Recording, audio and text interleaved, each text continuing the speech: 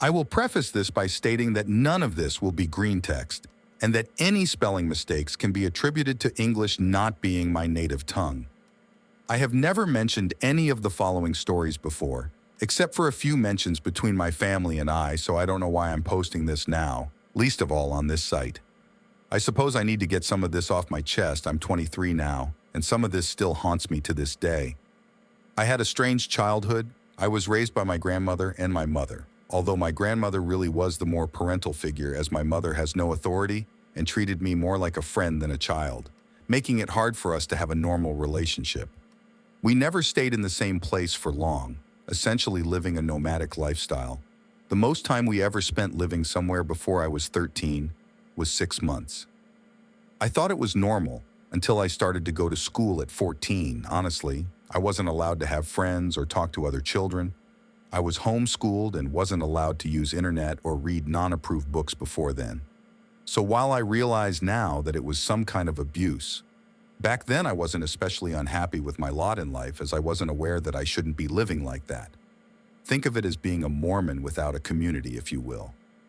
Now, with the detachment that years have shed on those years, I realize that it might be less about religious phantoms and more about the strange events that kept happening through the years. The first story I can personally remember is what I will call the rabid fox incident. I remember it clearly even now, as if the fear I felt then has made a permanent mark on my mind.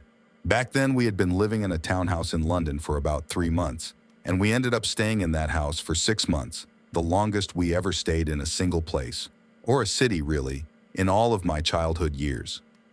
Perhaps because my grandmother actually owned the house, and my mother had grown up there, which will be relevant later on in the stories.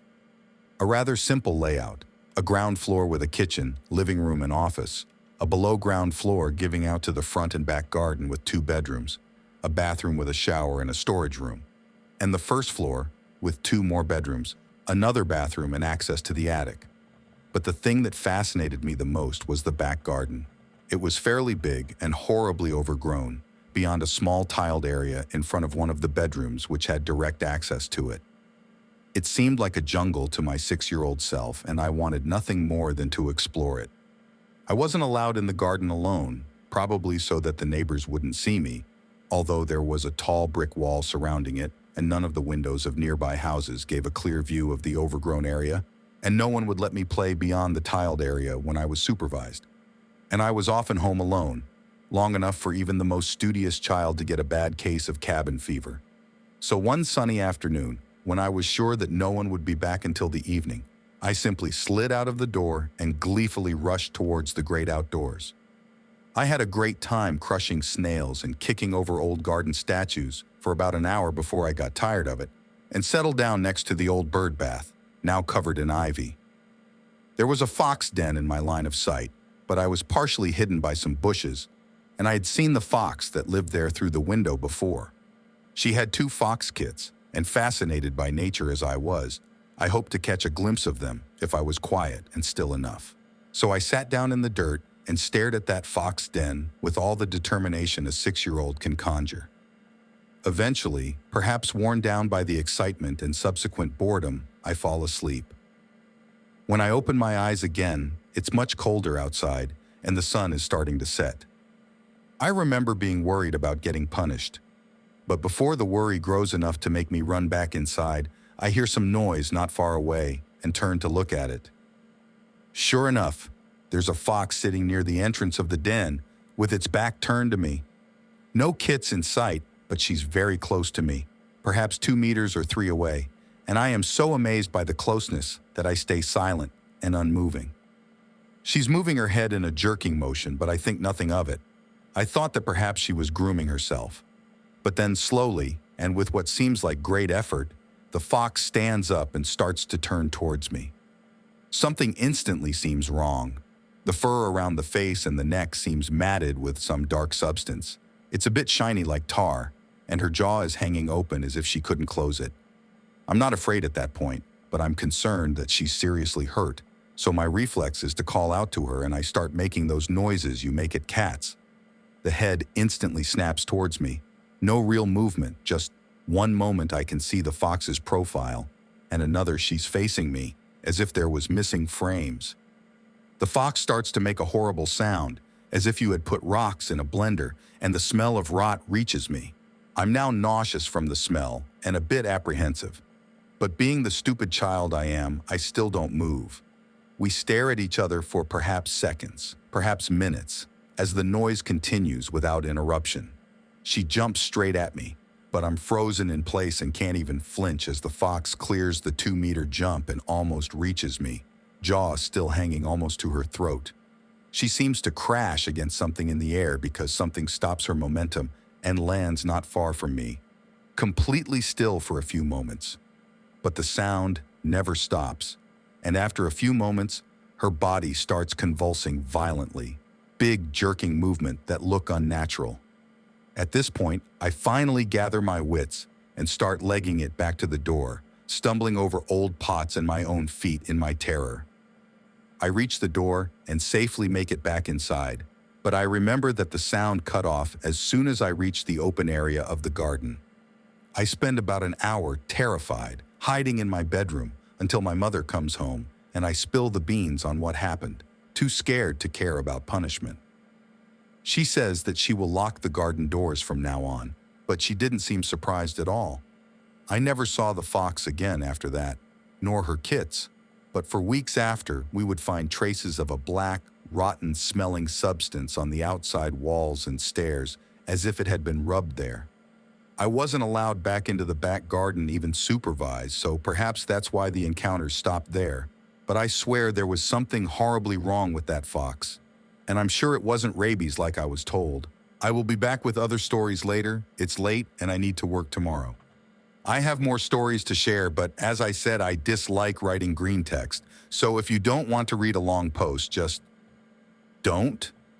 As I said, it's to get this off my chest anonymously, not to cater to strangers online. The following incident happens when I was about 8 and living in a small village in the French countryside. Because the village was so small, I had a lot more freedom to go running in the surrounding forests and hills, and I would often do so for hours at a time. So when I left the house on that specific day, it was with the expectation that no one would be looking for me until the evening. I was used to such excursions and had a pocket knife, water, a sandwich, and some matches on me, with the intention of trying to find some animal bones to put in my room. I blame my mom for that creepy interest, as she was really into vulture culture. The woods were familiar, and the undergrowth wasn't too thick, so I didn't think anything of it when the woods started getting quieter and quieter, the birds giving a short, sharp sound before falling silent one by one. After a while, a faint smell started to permeate the air, metallic like blood, but with a hint of sweetness. It wasn't anything I had smelled before, but I wasn't worried at the time. Eventually, I settle against a fallen log to examine my finds so far, and I hear footsteps. It's not uncommon for hikers to go through the woods, but I was far from the public trails and you would have to crawl under and over a lot of thorns to get where I was. I turned to look at the hiker, but it's a kid, a bit younger than me, and in clothes that seemed completely out of place. It's the middle of autumn, but that kid is wearing a tank top and shorts, and flip-flops of all things, and he isn't scratched up. We stare at each other for a bit before I grab my findings and get up with the intention of leaving. But he calls out to me and asks me to wait. I don't answer, but I do turn towards him and wait a little. I was mostly curious, but knew that I shouldn't talk to him. He starts walking towards me, pushing through the undergrowth like it's nothing, and he still seems unharmed. Not a scratch on him after he pushed his bare shoulders through a blackberry bush. I'm uneasy at that point, but it seems rude to simply leave, so I wait until he reaches me. He looks normal up close, so normal that you wouldn't remember his face in a crowd, and he's holding a small squirrel skull in his hands. He motions for me to open my hands and drops it into my hands, giving me a very wide smile as he does so. For some reason, I pull out my sandwich and hold it out to him. His smile fades, but he takes it. I start to leave again, but he asks me to wait, with the same exact pitch. I know that I will get my ass beat if I become too friendly with the local kids, so I tell him I can't stay. "Come back?" he asks me. The phrasing seemed weird even then, but I say sure, and book it back home with my new treasures. The next time I go into the woods, he shows up again, He gives me a small antler and I give him the crisps I had on me because it seems fair. We hang out in silence for a while. I was very socially awkward, so it suited me perfectly, and I didn't think it was weird. And when I leave, he once again asks me if I will come back. I say yes, and this continues for a while. We exchange gifts and either sit on the ground or walk around the woods together in silence. The most words we exchange is when I say I want to go somewhere, and the kid never answers verbally. I never even asked his name. My grandmother interrogates me about some of my finds, as some bones I bring back aren't from native animals, but I say that I found them and she eventually drops it, although she seems suspicious. It stays like that until one day I get into an argument with my grandmother and run away to the woods to have a good crying session, not taking anything with me. The kid shows up regardless, as he always seems to know when I will be in the woods, and he holds another small skull and holds it out towards me. I'm crying, but manage to mumble that it wouldn't be fair because I have no food. He keeps holding it out until eventually he seems to get annoyed and grabs one of my wrists to pull my hand towards him and drop the skull in my hand. I cry out. The sensation of his skin on mine burns like hot metal. He frowns, the expression looking odd on his face because only his forehead really moves. The rest of his face is like a mask. We both stare at each other in silence until I clutch my wrist with another cry of pain, noting that it starts to turn red. And for the first time, the boy leaves first, pushing through brambles just as confidently as before.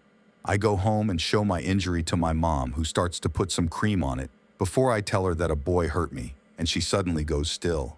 She asks me if I made a friend that I didn't tell her about, and I say that he couldn't be a friend because we didn't talk, but that we made trades. After a few more questions, she seems to drop it, but she puts dried herbs in the bandages, which is strange.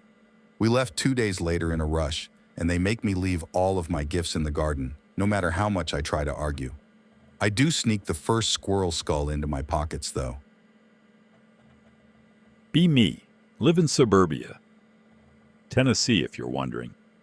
The age where you can't tell if memories were dreams or actually happened. Couldn't have been more than 5 years old. Everything has that ethereal, dreamlike quality.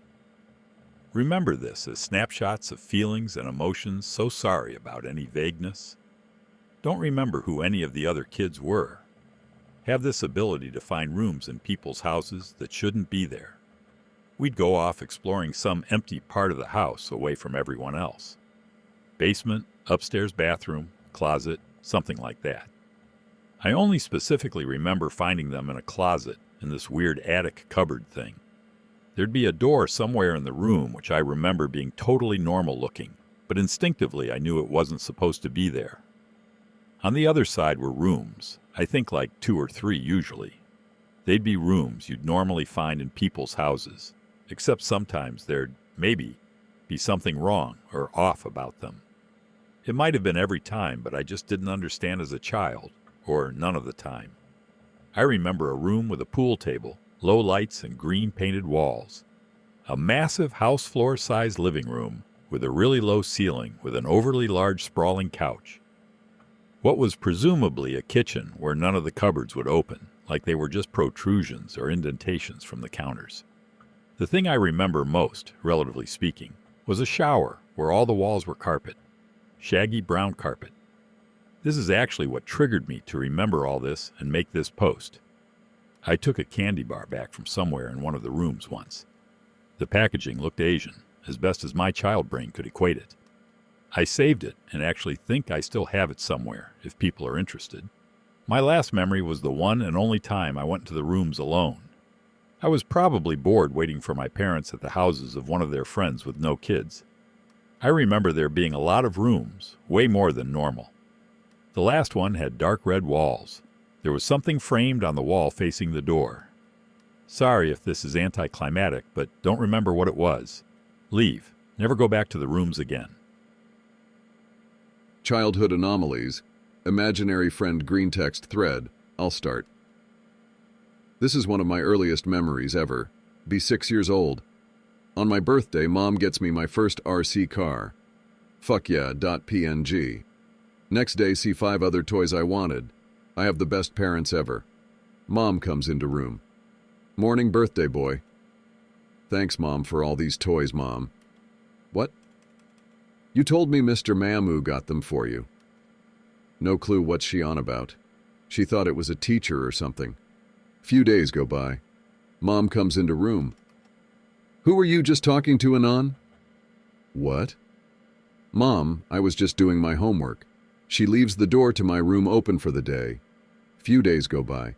Literally have a box full of latest and greatest toys at this point. At dinner table. Dad asks, "So, Anon, tell us about Mr. Mamu?" Who? You know, I had an imaginary friend too when I was your age. Okay. But my son, it's never okay to steal and lie. Mom gives him the stare of death. Never speak of it again. The toys stop coming after that. A few years go by, driving with Mom. Ask her about Mr. Mamu. She said I told them about him every night going to bed. It was an old man who climbed through the windows and got me a new toy every day. We lived on the 5th floor of a high-rise building. Mom always believed it to be true, but never really made a big deal of it. Toys weren't the only thing either. She told me she'd find chocolates in my room that weren't there a few minutes ago. Finally found an accurate thread to post some childhood stories. Half Romanian, half French here, so my English is not that good. I was born in France and went to live in Romania for 2 years and a half with my mother when I was 8 to 10 years old. Difficult divorce and all that stuff. My Romanian side of the family has a fair share of weird stories. Can't remember all of them, but have a few that happened to me personally. My mother has some premonitory dreams ability, and my grandmother is kind of a white witch, dabbling in purifying, exorcising, and also Reiki. I don't have any of this, only the fact of witnessing weird stuff and a huge interest in the occult. So, I spent 2 years and a half of my childhood in Sinaia, a beautiful city in the Carpathian Mountains with a lot of history to it. I lived with both my grandparents and my mother in a neighborhood comprised of communist-era apartment blocks in the outskirts of the city, where the walls could get kinda moldy, but the gardens surrounding them were where a lot of my fondest memories took place. For those of you not familiar with this city, its layout is all in length at the heart of a valley crossed by a large road, a railway track and a river, almost parallel to each other. The city extends up in the mountain, but most of its heart is along this line. North is the more historical part of the city, with the Piles Castle up in the mountains. South is where most of the new apartment buildings are built, extending further down over time. One thing that struck me in particular, in the southern, most recently built neighborhood, was that the ground was almost always humid, almost muddy, even when rain didn't fall for quite some time. It left quite an impression on tiny 8-year-old me, even if I was the kind of child only going back inside for dinner. Let's try to Greentext one of those memories happening in this place in particular. Be me, wild kid always running around alone in the city, never had any problem whatsoever, bad encounters or the like. Except with bears coming down from the mountain, but there are packs of wild dogs protecting the people from them here. Went to visit a friend living in the southern modern neighborhood, muddy as always, even more as rain fell earlier this morning. Alone, walking on a tiny path along the forest, with a busy road a few meters down for a few kilometers. We'll tell some more stuff on this particular path later. Finally get into the neighborhood, looking for the apartment building where my friend lives. Construction site nearby for some more buildings. No fence, muddy as hell. Look around for a bit, see those huge concrete pipes laying horizontally, diameter taller than me. Go to take a closer look, see something on top of one. It's gray, quite big like a shopping cart, kinda hunched over.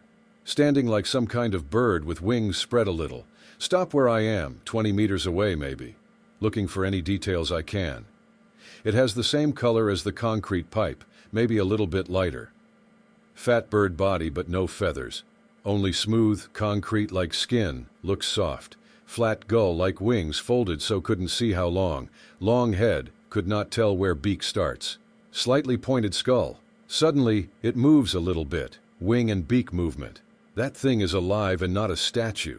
Don't get closer, don't run away. Just decide to leave it as it is and never look back. Arrived at my friend's house to watch some Sailor Moon. I always thought it was some kind of huge-ass pelican, as there are quite a number of them in Romania, but they mostly live around the Danube Delta, and Sinaia is nowhere close of that. The body shape was very similar, but the lack of visible feather and gray color made it look more like some kind of pterodactyl or living gargoyle. It was not menacing, just a big, fat, stony bird chilling around under a gray sky, barely moving or breathing, but really seemed out of place. Fun fact, we have some local dragons in the Romanian folklore, the Zmeu and Balaur, having some particularly interesting traits, but no mention of them being still living prehistoric beasts. Who knows? It could overlap with vampires being described as bat-winged giant creatures. We'll post more if interested, and glad to debate if you want. I'm open to any interpretation. Got a few. Sorry for bad writing. Never did this before. Chilling with my uncle one summer, drinking beer, talking shit. After a while, we get into weird stories. Uncle either doesn't give a fuck about the talk or laughs at it. No nonsense type of man. Then he stops for a second. Well, there was this guy in the military. It was JNA, Yugoslavian National Army. Everything was very, very strict back then, etc. As a training soldier, you were a piece of crap in there, and the generals and other high ranks had godlike status. The fucking werewolf guy. This gonna be good. .jpg. This fucking guy, I remember, he used to jump around like it's nobody's fucking business. Jump to a second floor of a building in front of fucking everyone. Did all sorts of crazy shit during those months. He couldn't control it, he said. He would often announce it to us when he felt it coming, so we knew to stay the fuck back. Tonight is my night, fellas. Yes, sir. .jpg. Even the generals didn't go near the fucking guy. He basically did whatever he wanted around the camp. Some nights he would go out and walk on the fucking clotheslines, just walking on the line like a fucking feather. On other occasion, the guy who shared room with him said that some nights he would wake up and the guy would be walking on the fucking ceiling, just walking in circles, taking a little stroll up there. Fuck me. .jpg. No one knew nothing about the guy. I think he was from Montenegro, but it was a long time ago. Uncle opens the next beer. The story finishes. About 2 years after I again asked my uncle about it, nothing he told was incriminating to the original version. xfilesmusic.mp3. Let me tell you guys about the most horrifying experience of my life and the moment that made me realize why supernatural shit is so rare to occur. This whole shit happened about 10 miles from Port Clinton, Ohio 2 years ago. I will give the minimal amount of details over the people involved. A few friends invited me to join them in a cabin in a woods. I know, right? Where's Joss Whedon when you need him? Let's call these guys Jim, Bill, and Dean. Bill recently celebrated his 18th birthday and decided to further our tradition of underage drinking in the countryside, I guess. The cabin belonged to his uncle and was kinda tagging along the shore, where the lake meets the forest. Bill's sister Tamara decided to tag along and even surprised us by bringing his boyfriend. Not gonna lie, I hate this bitch. She is an annoying weeb that has this high-pitched shriek when she laughs and gets on your nerves pretty damn quickly. At this point, even Bill knew little about her boyfriend other than the fact the guy was an exchange student. With the premise of our bro time, no homo, probably being ruined, I tried backing out, but Dean assured me it would be fine. The day comes and we pack up our crap on the pickup truck. Tamara comes over and we can finally see the guy. Fuck me, that guy was scary. 6'6" but was not slim and creepy. The guy was buff as fuck, but in like the worked on the field and punched bears kind of way. After a while, I understand he's from a small country in Eastern Europe. Let's call this guy Ivan. Ivan had a lot of tattoos, starting from his neck, towards his elbows and ending by his wrists. He was wearing a black V-neck shirt and always had his sleeves up. Immediately, I'm concerned. First thought in my head was that this guy was from like some pretty shady background, maybe mob or something, and I try to talk to him as little as possible. His English is pretty good, but he still has what I'd call a mild accent, considering it's not full-blown heavy from TF2. Throughout the ride, I take peeks at his exposed tattoos to determine if they were made in prison or something along those lines. Yes, I'm an asshole. Deal with it. They all seemed to be lines from scripture and crosses. That shit got me even more concerned, since iconography like that doesn't stop the Mexican cartels from murder fucking everything. We arrive and set up the grill next to the cabin. The building itself is nothing special to look at. Looked more like an improvised hunting shelter or something. We start chugging, and soon enough Ivan doesn't seem as suspicious. He was a man's man, so to speak, and also shared with us interesting trivia over his country of origin. Seems like he might be a bro. Booze, bacon and beef saturation initiated. Yummy heart attack.jpg. Ivan and Tamara are getting pretty frisky at each other and decide slip towards the cabin. "You're not fucking where we'll sleep, Tams," screamed Bill. Tamara just ignored him and led Ivan on, tugging on his hammer-like hand. They barely reached the door when we heard it, a high-pitched, brief shriek. It was like a death rattle that happened instantly. My nope is on low alert for now. "Fucking animals," Dean said. Tamara was a bit spooked, but latched onto Ivan. As I looked at him, I noticed Ivan wasn't moving at all. His eyes were dead centered on the woods. His body was tense. "Don't tell me you're scared, dude." Bill poked at him. "I am.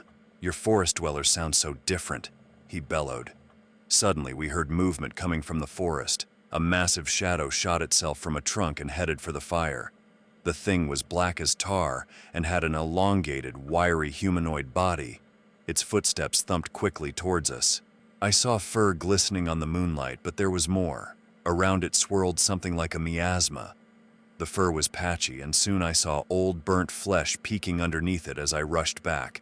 Fucking nope. The air was clear but heavy with the smell of smoke and sulfur. Oh fuck. We got inside the cabin, bolted the door, and awaited death. You know when they tell you that you would shit yourself in a moment like this? It's a lie. Your stomach is in such a ball and you just feel cold and shake uncontrollably. Tamara blacked out after looking at the window. The thing was just observing us from it. It had no face, no scary red eyes, no giant sharp teeth. It was just a wiry, elongated body with clawed long limbs with patches of fur. There were some rags around its body and 2 large twigs on its head. As I looked closer, I almost lost my shit. These were fucking horns. Nope, nope, nope. Error, error, error. Bill threw up. James almost followed Tamara as he was about to collapse. Just looking at it made me feel so weak. I crawled up to one of the sleeping bags and went past Ivan. Ivan was looking at it. He wasn't moving. I was glaring at them for what seemed like an eternity. The thing didn't like the stare-off, it seemed. Its clawy, sinewy arm bursted through the window and reached for Ivan. He ducked to the side as the whole creature bursted through into the cabin. I was looking at him in disbelief. He was slapping his face. Maybe he did not think this was really happening. Not sure why, but the thing passed Tam and James, who were lying on the floor. It did not even acknowledge me. It was focused on Ivan. Ivan hurled himself towards the empty fire pit of the cabin and grabbed the old iron fire poker. What followed next was the most amazing act of humanity, fuck yeah. The thing was pissed and hurled itself towards him. Ivan plunges the poker deep in the non-face of that thing. That shriek I would never forget. You know what noises cats make when they are horny and try to fuck? Imagine like 20 cats doing so while in an underwater grinder. Ivan proceeds to twist and turn the poker and tackling the thing to the ground. The guy was mumbling something in his native tongue, which, as he told me later, was some sort of a prayer. The thing kind of shriveled and distorted, clawing backwards through the shattered window frame and into the woods once more. We managed to get home safely, and I couldn't be happier Tam and Ivan are still together. I highly fucking doubt any of us would visit that cabin again. This is the second ever time I'm sharing this experience with anyone besides my partner. First time was a couple years back on this very board. Although the thread was moving so fast, I doubt anyone read it. I know the premise reads like a bad creepypasta and doesn't hold up to the slightest amount of scrutiny. Nevertheless, I am fully convinced I didn't dream or hallucinate this after corroborating the event with my uncle after the fact. If you're capable of suspending your disbelief, I hope you all find the story interesting. It mystifies me to this day. Be me, around 10 or 11, on a vacation to Oak Island, North Carolina with my parents, siblings, grandparents, and uncle. One of the days we're there, we pile into our cars to catch a ride on a ferry off the island. If I recall, the destination was some adjacent island that had an aquarium. My parents and siblings are riding together, chose to ride with grandparents and uncle, because my uncle is one cool hombre. We're just riding along early-ish in the day, summer sun shining bright. I believe we were trailing close behind my parents for the duration of the drive. Everything's normal. We're nearing the ferry checkpoint, just one last town we gotta drive through. I remember the town looking almost stereotypical, like a piece of preserved Americana, an antique of a town. Been over a decade now, so the imagery is spotty, but I distinctly remember a blue, frilly decoration tied up near the entrance of the town. Cars line both sides of what could be considered Main Street, cafes, various random businesses, nice houses every so often. The first weird thing I noticed was one such cafe. Catch a glimpse through the window of people, except they weren't moving. Weird. Then a lady walking her dog, both completely frozen like mannequins. Next, a man working on his truck with a hose in one of his hands, completely frozen except for the hose, which was still running water. Eventually, we reach the checkpoint. The day resumes as normal. For the entire duration of the ride and the rest of the day after, nobody mentioned anything about the town we just rode through. Even as I was witnessing it, I felt a strange sense and didn't attempt to speak, to ask if anybody else was seeing this and what was happening. Oddly didn't think about it much. After if I did, I chalked it up to a dream or imagination, since nobody mentioned it to me at the time or after. Many years later, hanging out with my uncle like usual. He's dicking around on the computer. Out of nowhere, he asks me, "Hey Josh, do you remember the mannequin town?" Shit bricks and feel like a weight has been lifted off me. We start discussing it with each other. One of us will bring up some random detail that was buried in our minds, and it instantly clicks. Like, oh shit, I do remember that. How could I have forgotten?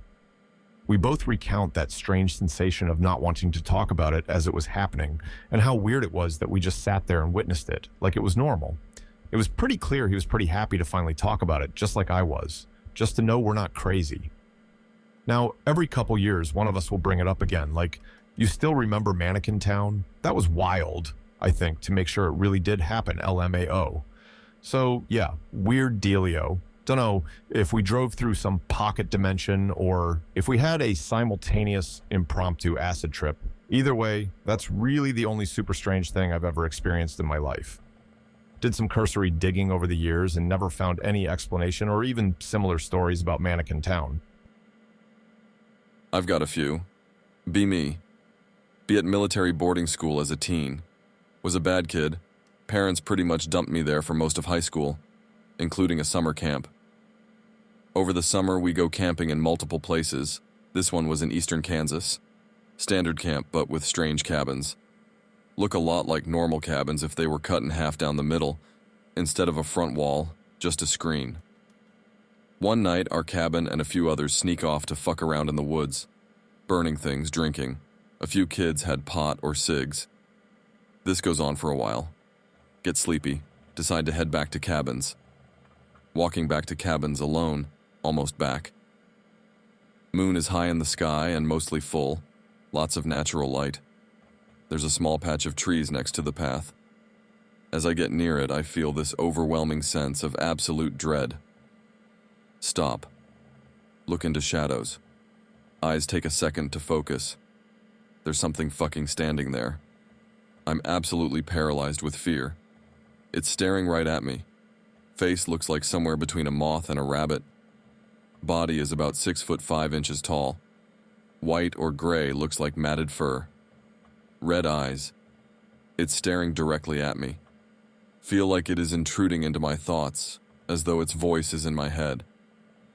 No idea what it's saying, but it fills me with more dread than its appearance does.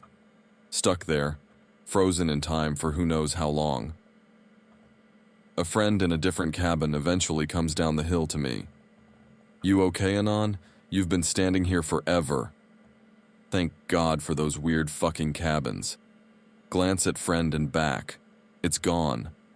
Try to explain what happened. Stumble over words. He thinks I was sleepwalking. Walks with me back to cabins. Don't sleep that night. To date, this was probably the most primal terror I've ever felt. and this was over a decade ago. I wasn't drunk or high, because being a military school they drug tested us frequently, and I didn't want to get it even worse than it was. This was totally sober. I was probably 15 at the time. OP here. The second thread went 4042. They are hiding it. 2005. Be 5 years old, my sister was 4. We both really loved the kids' show Lazy Town like it was crack. Wake up very late into the night. Secretly go downstairs to turn on Nick Jr. while parents are asleep. Sister happened to notice me and goes downstairs too. Go to the TV channel menu, and Nick Jr. was airing reruns of Lazy Town. It's the Boy Scouts episode. The broadcast was very distorted and keeps flipping to black and white. Sound keeps fucking up. We both barely hear the characters. Suddenly it all cuts to black. What happened afterwards is something that we both never will forget.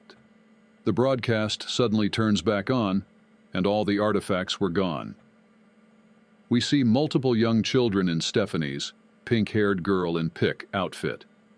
A lot of them were naked and crawling over each other like a orgy. Some still had the pink wig on. It looked just like the show. Most of their clothes were thrown on the ground. There were so many children that it almost filled the entire screen. Bodily fluids were smeared all over them. I remember fecal matter and vomit everywhere, but my sister still claims that she saw blood. We see a naked man in Spartacus's outfit, blue guy in pick, beating off in the corner. No clue if it was the real actor or not. The room was dimly lit and had a yellow tint to it. Whimpering, crying, and moaning were coming from the speakers. We get really scared and turned the television off in fear and ran to our parents. Both 5-year-old me and my sister tried our best to explain what we saw to our parents. Dad turns the television back on and it's just the normal episode, like nothing happened. Afterwards, my sister would cry and leave the room whenever she saw something Lazy Town related on TV. My parents thought that our babysitter was sexually abusing us, but we insisted that what we saw actually happened. Years later, I thought it was just a false memory until my sister mentioned it.